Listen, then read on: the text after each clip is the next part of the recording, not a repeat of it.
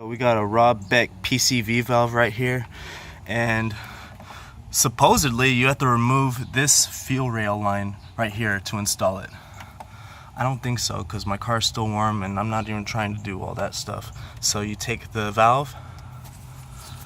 Hang on, let me prop the phone up somewhere so I could show you. Okay, so you got the valve right here, and you just see it inserts into the PVC cap.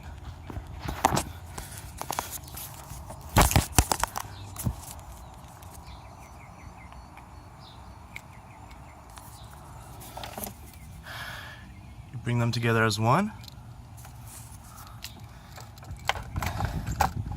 and then see how I got it in almost all the way, but there's just like a millimeter of room that you need. Screw that, just shove it under like this.